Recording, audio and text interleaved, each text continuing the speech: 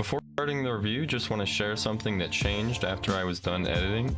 I was provided a code that you can see on screen or in the description that would get you 30% off in addition to the 10% coupon you can do on Amazon. So that brings the price down to $36, which will change how the price compares in that portion of the video.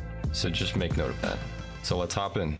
All right, today Bud K has sent me their 7D 5-in-1 men's waterproof electric razor for review. So let's get into it and see how it fares. First up, on the side of the box, we have sort of the claims here: 2 hours fast charging, the LED indicator that tells you, rather than a percent, it gives you how many minutes you have on there, which I think can be more helpful because a percent may take a while for you to understand how far that'll actually get you, but this takes that part out and allows you to know exactly how long you're able to use the product for. Well, power charging, fully washable, which is the important thing. Other ones you'll find you have to just simply remove the attachments and wash those out, and you have to make sure not to get moisture on the actual base of the device. You don't have to worry about that on this one. Moving on to the other side of the box, we have the different attachments that you'll find inside: the facial cleaning brush, the Sideburn knife, nose and ear trimmer, and soft face sponge. Now, the facial cleaning brush and soft face sponge use the same base, and you actually put two attachments on for those. So one is merely a soft brush and a hard brush. Opening things up, my box practically fell open. You have the instruction manual here, and once you remove that, we can see the rest of it in here. Here it is. Here's everything that you get inside the box, laid all out before you. First off, you have the base with the main 7-blade razor attachment. Moving on, you have the Sideburn Trimmer with its 3 different length attachments. Then we got the manual and power cable here. The cover for the 7-blade razor, nose and ear trimmer, a small cleaning brush so you can get every little bit out of there, the brush base as well as the soft brush, and then finally the hard brush. Just taking a look at the base of the model as well as the 7-blade razor, you can see the textured rubber grips on the side are pretty nice. Then you have the metallic gold backplate along with the pretty fingerprint prone glossy black on the base of it. And as you can see here, I'm turning it on. You can see on that base I've already just covered it in fingerprints, but with the single power button, it'll let you know the minutes that you have left. And unfortunately, it doesn't pick up quite too well on camera here. So in order to clean it, you gotta pop open the blades here, and you can actually twist out that middle one as well.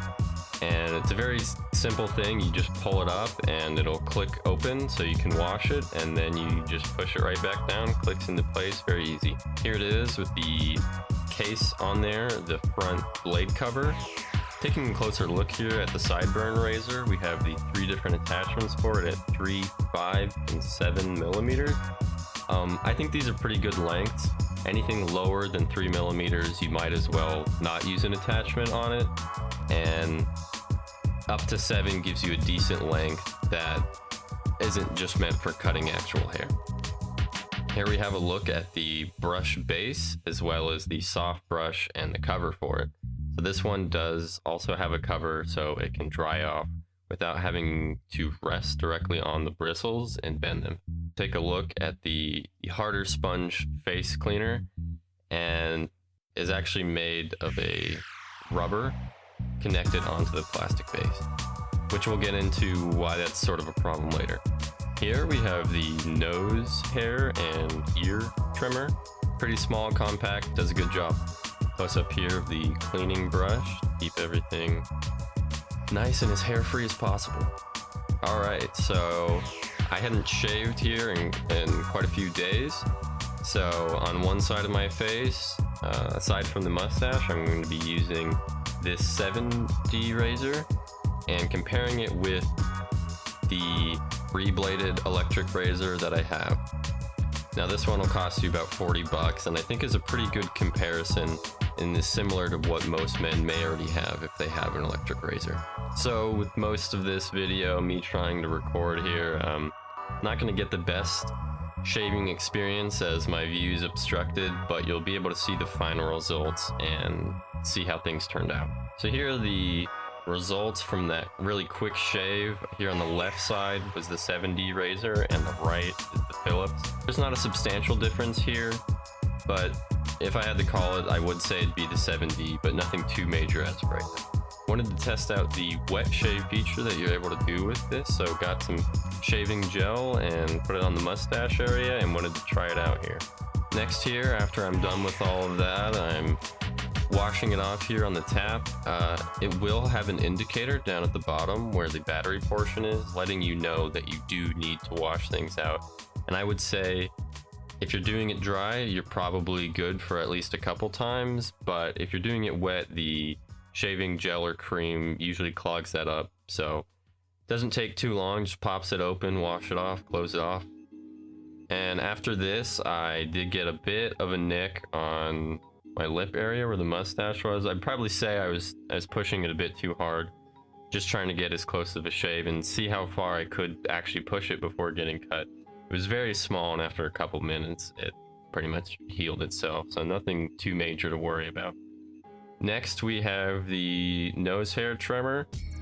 For me, I don't have too much in there, but it did a good job of what it did get. Not an uncomfortable cut. I know I've had some where the nose trimmer cuts the hairs at a sharp angle, and any pressure on your nose will sort of make those hairs stab right back into it. This doesn't do that. Here we also have the use on the ears. Also don't have much there, so it did good for what it could get. Just washing this off. Most of these attachments probably are better taken off the base to be washed so you can maneuver it more.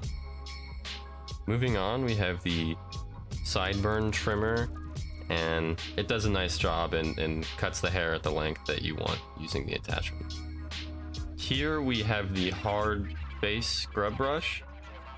Putting a bit of my face wash on there. It is a solid brush. It really digs into your skin there. Not uncomfortably, but just good stern wash. Next, after washing that all off my face, I have the soft brush, which I decided to use my men's facial moisturizer on and try and make sure things don't get too dried out after that. See, this is kind of stiff. I probably should have wetted the brush first to get it softer and going.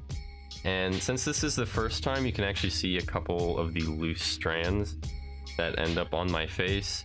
So I think for most people, you should probably do a warm wash on this brush before you use it. Just the base, and when it's turned on, you have this animated LED on the back here. So here are the final results after I went back completely with the 7D razor. Still got some of those brush hairs on my face, but this is clean, and compared to the 3-bladed Phillips one that I have, it's actually, I was surprised, it's a much closer shave, and because of its size, you do it much faster. The price portion before the conclusion, as of right now, it's priced at $51. When I was sent this, it was at $60, so you can see the 9 price changes there that Honey detects. So this is one of those things that you're going to see go up and down, but I think the 50-60 range is where it's going to lie. Looking here at the other men's electric waterproof razors on Amazon, you'll see some that look more like the Phillips style, and you'll see the other ones where you have this almost circular base that you hold on to. And some of these are very, very similar looking to this. You can find cheaper, say $30, right? Which will save you $20-30 off of this, but they don't have the attachments.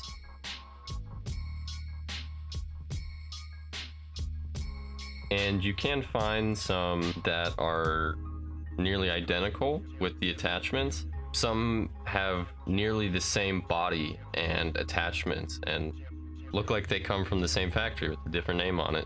So while I can say this one specifically is good, and if you don't want to chance it, then just go with this one. Definitely not a bad price considering Phillips razor is $40. Sideburn trimmer and nose trimmer that I got, $20, and little facial scrub brush, $10.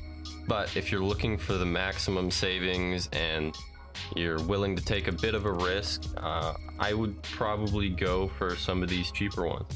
So, conclusion here, there's a lot of value packed into this. $50 for 5 attachments. You know, what could be 5 different devices for you is contained into one. Good battery life. I think the 90 minutes that it gives you is plenty of time. The fact that this has 7 blades and it gives you that much surface area and how quickly you can get it done, and it allows you to go over it more, can speed things up and also do a better job. Also, just how close of a shave this gives is pretty remarkable, and how similar it is to a normal straight edge blade. The fact that this is waterproof and you can take it in the shower, get it wet, you know, don't soak it in the bathtub or anything, but the fact you can take it in the shower is really good for those who would want to use it that way. When it comes to cons, I only have a few. The hard scrub brush, because it is just a rubber sleeve over a piece of hard plastic, there's actually no adhesion to it. So when turning it on and trying to really push up against your face, it ends up just spinning the plastic and not the rubber, which I think may be able to be solved with just some super glue, but is a problem nonetheless. And another thing that I'd like to point out is, while the 7 blades is nice for its surface area, it's very cupped. So that's fine for, say, your cheeks or even your lips, your chin, all that stuff. It's fine. But once you get down to the neck area, it really struggles to get that because of its cup shape, and the fact that the flex on it, on each individual blade, it can move. It is kind of stiff, so it doesn't allow it to completely flatten out like I'm assuming they were hoping for. So this makes it a bit hard on the neck area. I hope you all found this helpful and informative, and with that, I'll see you later.